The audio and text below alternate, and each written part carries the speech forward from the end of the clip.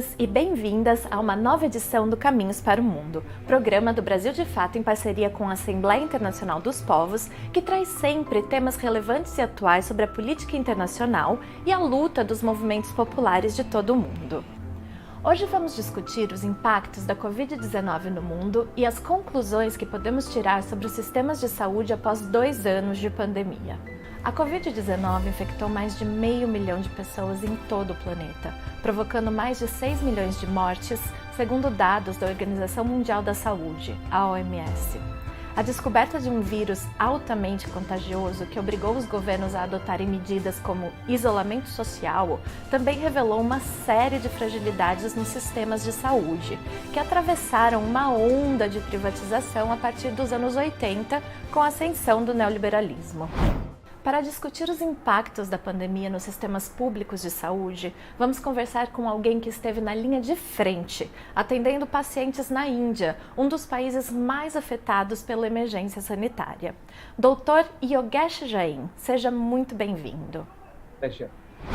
Yogesh Jain é indiano, médico pediatra. Foi fundador do Grupo de Apoio à Saúde do Povo, um programa que oferece atendimento médico a 2.500 comunidades em zonas rurais da Índia há 20 anos. Especialista em saúde pública, Jain também é membro da Saúde, uma organização sem fins lucrativos que assessora o Estado indiano sobre medidas contra a Covid-19 e foi editor do livro Covid desde as margens, que reuniu relatos de profissionais da saúde que atuaram no combate à pandemia na Índia. A partir da sua experiência de mais de 20 anos com o Grupo de Apoio à Saúde do Povo, o que você pode dizer sobre a saúde das populações rurais na Índia? Quais foram os maiores desafios e conquistas desse programa, tendo em vista o sistema de saúde do país? So, Aline, this is, I must say, India is one of the most unequal countries that exists on this planet. Somewhat, a large country with some people who have one of the countries with a few billionaires, but also an extremely large proportion of people who are very poor, and also are marginalized in other ways, away from the big cities, in forested areas where access is an issue. And I think the food availability for large proportion of people is also extremely poor. Now, this manifests as an excessive number of illnesses that people suffer from, and they range from the conventional illnesses of poverty like tuberculosis or malaria or leprosy, but also a lot of non-communicable diseases like diabetes, hypertension, heart diseases, asthmas, as well as also the conventional problems of women when they have problems during childbirth, or children when they are young, below the age of 5 years, plus in any case a large number of trauma people also. So I think the illnesses are large in number, and the health systems that we have in our country are more on paper, and we have a very poor public health system, which only caters to 25% of the people's problems, and an uncontrolled private health system looks after the health care of 75% of the problems. Now, and all this, leads to people having very poor health indices in the country. We have a large proportion of people. Still have very high infant mortality rates. Still, a lot of women die in childbirth. And India is the country with the largest number of people with tuberculosis and who die also. So almost 1/4 of all tuberculosis patients in the world are from India only, as well as almost and there are over 200,000 deaths due to tuberculosis in our country every year. So we have a very bad situation, and medical poverty. That is, people actually becoming poor due to seeking healthcare from a private system when they are desperate in need, is a reality for a lot of people in our country. And I would say, the situation is probably far better in Brazil, that I might know, but because Brazil had some sort of a family, a better health system for some years in the first decade of 2000s. but India continues to be poor for the last 70 years since it has been independent. Como a experiência dos povos marginalizados da Índia, no âmbito do acesso à saúde, se relaciona a outros povos vulneráveis pelo mundo? Well, I would say India would be, I would be ashamed to say that the poor people in India actually have some of the poorest health indices in the world. That is not to say that, that poor everywhere or the marginalized everywhere suffer in relation to the not so marginalized in the rest of the world. So I think the poor in South Africa or in Brazil or in Indonesia or in India, that the 4 large countries that I know with large populations all have poor situations. But in India, it is sort of not uncommon for people with tuberculosis to die, a woman in labor to die, or people were denying, in COVID, we saw so many problems where people died because they couldn't get the care, as well as, with other conventional illnesses, the chances of becoming sick are more, and the chances of coming out of the illness due to care are far worse in India than I think in any other country in the world. I think at some level, our rates of illnesses are, and the recoveries from those illnesses are much worse than even sub-Saharan African countries, where we know, which has been traditionally the poorest part of the world.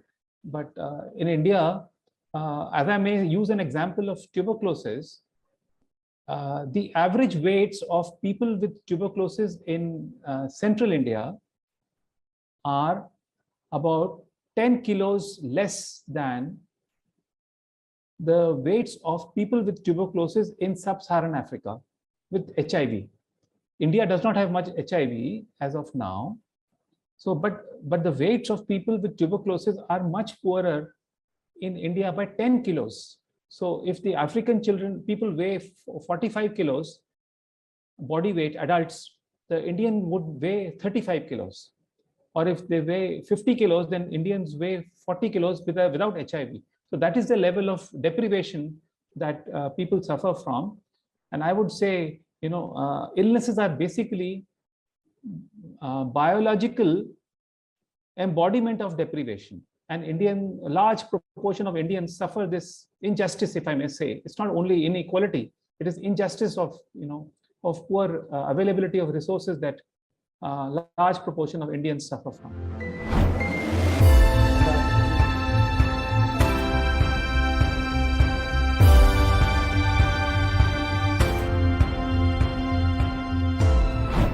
Yogesh, você é um defensor do direito à saúde e da construção de um sistema de atendimento popular dedicado à comunidade. Quais os principais obstáculos para a construção de sistemas mais igualitários dentro do capitalismo? I would say the biggest challenges are, still access to of these centers to the resources like HR, to get doctors and nurses as well as other paramedics to run these programs in so-called poorly accessible areas is always been a challenge. And the skill sets of these people who work in poor areas are often poorer, and they require much larger amount of training and mentoring that is not easily available, for which we had to work very hard to sort of develop these systems. The second thing is the mindset that people in small places, that is poor places where poor people stay, don't need much health care. They can get with poor health systems. So there will be fewer drugs and fewer equipment and services available in hospitals that are meant for poor people. So to break that mindset and to establish that the health systems and the facilities that should be available in poor areas should be in fact superior to the people, to the healthcare systems in the cities. So I have never been able to understand where did this logic come that the biggest hospitals have to be in the biggest cities, and the villages and the poor cities should get small health centers. Is it that people in cities have more illness? I don't think so. I think there are more illnesses where there is more poverty, and I would say the best facilities should be, or at least as good facilities should be there in the poorest parts of the country or a province, and that is what we work towards. And I think, you know, the other problem that we faced was the technology that is prepared for poor people's for small hospitals and villages in cities and small villages should be is not actually made. So if I have to keep something drug like insulin, which requires refrigeration so that the drug does not get spoiled, insulin, those refrigerators are not there in villages. So you have to prepare some other ways of keeping drugs cool, or similarly, like something like anti-snake venom, the medicine that is required for snake bite care, that also requires refrigeration. So whether we need technology of this level, so that has been also a challenge, and we have been also developing technology that helps people to get the right type of healthcare, the best healthcare in poor areas. And but I think the largest problem, I would say, is the problems of, you know, adequate food for people, so that they don't become sick as frequently, and when they fall sick, they should be able to recover by getting the right amount of food which is balanced and nutritious. Of course, there are problems like, you know, there are poor roads in, you know, in small villages in India, which often get cut away from the bigger places during rains or due to the water. So and, you know, if a woman in the end pregnancy wants to get a childbirth in a hospital, and if there is no road, then there is a risk of that woman dying in the village. And those are also challenges that we have worked upon to organize making of roads and vehicles on that road so that people can reach health facilities when they need it.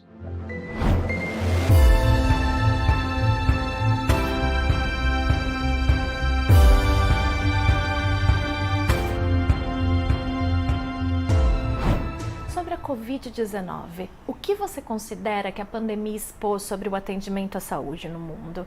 E quais alternativas os governos e movimentos populares podem construir para melhorar essa situação? So I would say certainly we have learned a lot, and I would point out three sort of major learnings that I've seen. First is that the COVID-19 pandemic exposed that we are a very unequal world. So, you know, everything that happened, whether it was the drugs that were available, whether it was the protocols for treatment, whether it was a vaccine, whether it was community programs, whether it was, you know, food availability, all of it was exposed. The problems in these areas was exposed according to the level of inequality in a country or in the world. So, you know, in Africa, there is a major food security problem that has happened because, you know, they have always been on the wrong side of equality, as well as, you know, whether the country, the world getting who gets the vaccine, who gets the drugs that are prepared for COVID, who gets the benefit of research, that has been a problem. And I think even in small areas like a province in India, we could see the people who are poor suffered the most compared to the people who are not poor, even though the disease initially affected those people who were traveling by air. But finally, it was the poorest people who suffered most in India or everywhere else in the world. The second learning I would say is that people have realized, and I think if they have not realized, they should learn soon, that to provide care during pandemics or major health problems in an unequal world, you need good public health systems, and the private health systems are not a solution. And nowhere in the world we know that any country has been able to provide healthcare to all its people through a private health system. But COVID-19 showed it very well that all those areas, that the private sector in India, at least, you know, they actually stopped providing care because they were so scared. So the private sector did not, when even the government was giving them money, they did not want to open their hospitals, and they were only the public hospitals and health centers were the places where people could get health care. So I think that was that, and I know countries in Africa, Latin America, as well as in Asia are, they fawn over the private sector. They sort of give a lot of concessions to the private sector so that they can provide care, actually giving them, inducements to run private health systems. But private health systems failed completely in the COVID-19 pandemic, as I would say. And I would say the third, which is learning that I would immediately remember, is that all the countries which were called as, COVID pandemic prepared, which included the number 1 and number 2 slots were of USA and UK, as well as other Western capitalist economies in Europe. All the countries which did sort of, a lot of countries did very badly, but the countries which have done well, or the provinces which have done well, are those which are socialist economies, if at all. Say whether it is, China, or whether it is Cuba, or whether it is my own state of Kerala in India, or whether it is Vietnam, or whether it is some other countries, like even Venezuela did better than some other countries in Latin America. I think countries which have decentralized system of healthcare system, as well as a health system that sort of serves everyone rather than serve the richest first, are the ones which did best, which had a sort of a public health system in place. So otherwise, see, the countries which have done the worst include UK, US, Germany, Italy, France, and these are the countries which have done so badly, and including Brazil, if I may say, or why not India? India probably had the worst COVID-19 pandemic in the world.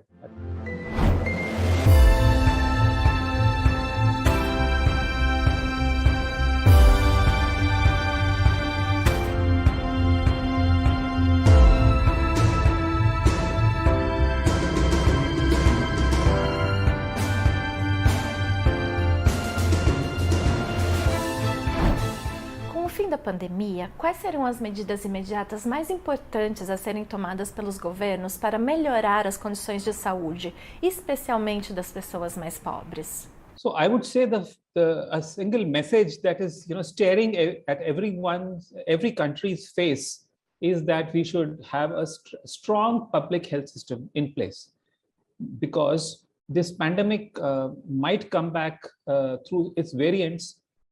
But it also, other pandemics might come also due to other illnesses which we cannot predict at the moment, but they are sure to come, as well as other already existing health problems that we have, which are bleeding our people. Those need to be looked after by a strong public health system. And I think it is not too late that we start now and sort of build up public health system and stop investing in private health systems anymore, and that means a lot of things, which includes surveillance and ensuring that drugs are there for everyone, that everyone is able to access all the investigation that they're required, plus investment of finances for running good public health systems should be now made by the governments. I would say that is one straight away thing. But if you want to ask me for this particular pandemic itself, I would say that that I think we should use this time, that the margin that we have at the moment, because the pandemic is at the moment on the decline, to vaccinate everyone, whoever has not been vaccinated. Through now we should forget about this apartheid that we have done for the vaccines, and make it available for all those who have not got the vaccine, rather than vaccinate children who don't require the vaccine, which many countries are doing at the moment. So I would say, and to introduce and other lessons to learn from for countries is to not destroy the environment as we are doing. We should learn from it. Even the COVID-19 pandemic also happened because we were on a pathway of destroying the environment in Asia. That was probably the reason why this pandemic came up, and other pandemics might come up if we continue to destroy the environment even more.